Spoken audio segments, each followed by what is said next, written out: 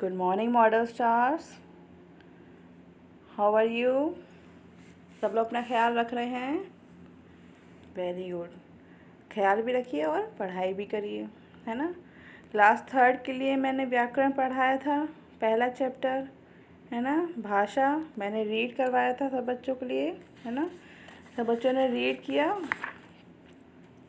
और मैंने होमवर्क भी दिया था लिखने के लिए. बहुत सारे बच्चों ने होमवर्क नहीं दिखाया है. जिन बच्चों ने होमवर्क दिखाया है मुझे पता है किसने दिखाया, और जिसने नहीं दिखाया मुझे ये भी पता है. इसलिए सभी लोग चैप्टर 1 हिंदी व्याकरण की बुक ले लीजिए. मैंने बुक भी बताया था आपको, है ना. और चैप्टर 1 कंप्लीट कर लीजिए आप लोग, ठीक है. मैं चैप्टर 2 स्टार्ट कर रही हूँ. चैप्टर 1 कंप्लीट हो चुका था, लिखवा भी दिया था मैंने, सबको लिखने के लिए मैंने दिया था. चैप्टर 2 देखिए आपका क्या है. चैप्टर 2 में वर्ण, अल्फ़ाबेट, है ना. इंग्लिश में अल्फ़ाबेट होते हैं, है ना, A to Z. जैसे हिंदी में ये अल्फ़ाबेट होते हैं जो 2 भागों में बटे होते हैं, जैसे स्वर और व्यंजन, ठीक है. सब लोग पढ़िए. देखिए आपको चित्र दिखाई दे रहे हैं ना. ये चिड़िया क्या कर रही है? चींची बोल रही है. टेलीफोन ट्रिंग ट्रिंग कर रहा है. हथौड़ी ठक ठक कर रही है. गाड़ी ट्रेन छुक छुक और बस पों पों. तो ये सब क्या है? वर्ण ही तो हैं. इन सबको मिला के जो भी बनता है, इन वर्णों से मिला के उनको शब्द कहते हैं, और शब्दों को मिला के जो बनता है उसको वाक्य कहते हैं, है ना. तो पहले आप वर्ण के बारे में पढ़ेंगे, ठीक. आप लोग यहाँ रीड करिए सभी लोग, यहाँ पढ़िए सभी लोग. मैं क्या लिखा है? हम लोग, यहाँ पढ़िए सभी लोग. यहाँ देखिए क्या लिखा है. हम लोग सुबह से शाम तक अलग अलग तरह की आवाज़ें सुनते रहते हैं, है ना. सब लोग सुनते हैं ना कोई आवाज़ होती है. कभी चिड़ियों की, कभी पत्तियों की, कभी पेड़ों की, है ना. कभी खुद भी आवाज़ करते हैं, ट्रेनों की, बसों की, मोबाइल फ़ोन की. बहुत सारी आवाज़ें हम लोग सुनते हैं, ठीक. इन आवाज़ों को ध्वनियाँ कहते हैं. क्या कहते हैं हम लोग उसको? ध्वनि तो निकलती है एक तरह की.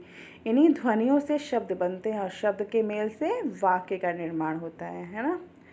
इन्हीं वर्णों से क्या बनता है? शब्द, और शब्द के मेल से वाक्य बनते हैं. ध्वनि का लिखा हुआ रूप वर्ण कहलाता है. ये सब जो ध्वनियाँ हैं, जैसे ची ची, ट्रिन ट्रिन, छुक छुक, ये सब जो वर्ण की ध्वनियाँ हैं, ये ध्वनि का लिखा हुआ रूप ही क्या कहलाता है? वर्ण कहलाता है. ये लिखा हुआ है ना, ट्रिन ट्रिन, ची ची, ये सब लिखा है, तो क्या है? ये वर्ण है. वर्ण भाषा की सबसे छोटी इकाई होती है ना.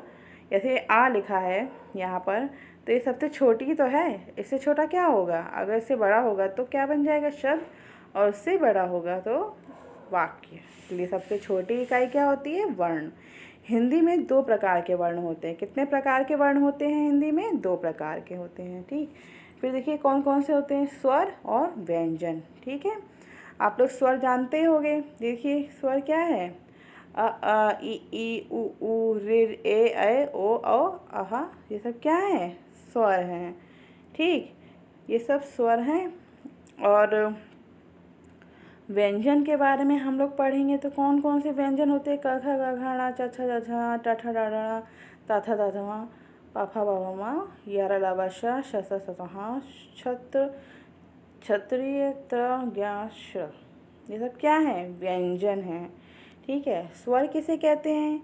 स्वर वो होते हैं जिनका प्रयोग हम लोग वाक्य में शब्द में मात्राओं के रूप में करते हैं, उनको स्वर कहते हैं, ठीक. और व्यंजन किसे कहते हैं? व्यंजन का प्रयोग स्वर के बिना अधूरा है. अगर आप कोई भी व्यंजन लेंगे और उसमें स्वर का इस्तेमाल नहीं करेंगे तो वो व्यंजन अधूरा है. तो व्यंजन को स्वर की आवश्यकता होती है. व्यंजन स्वर के बिना नहीं लिखे जा सकते, ठीक है. फिर देखिए अन्य ध्वनि में अ ज फ. फिर पढ़िए. व्यंजन स्वर के बिना इस प्रकार लिखे जाते हैं: क ख ग च प म स ह, ठीक है. और जब इस चिन्ह को हलंत कहते हैं. जो हम लोग दिख रहा है ना, ये दिख रहा है का के नीचे जो निशान बना हुआ है, इसको हम लोग क्या बोलेंगे? हलंत बोलते हैं, है ना. इसी को क्या बोलते हैं? हलंत. सभी व्यंजनों में आ स्वर लगा होता है, ठीक. स्वरों के बिना व्यंजन आप नहीं पढ़ सकते. तो क बोल रहे हैं ना, क आ भी आ रहा है, ख आ भी आ रहा है, ग आ भी आ रहा है ना, ग के साथ आ भी आ रहा है, तो का प्लस आ का, खा प्लस आ ख। देखिए सब में हलंत लगा है, और जब हलंत नहीं लगा होता है तो उसमें क्या लिखते हैं हम लोग, ख मात्रा लगा हुआ समझते हैं। तो जब बिना मात्रा के लिखेंगे तो हलंत लगेगा, और जब मात्रा के साथ लिखेंगे तो ग। इसका मतलब इसमें आ का जुड़ा हुआ शब्द है, आ का जुड़ा हुआ वर्ण है। फिर आगे पढ़िए, वर्णमाला में वर्णों को मिलाकर शब्द बनते हैं, जैसे कमल, ठीक।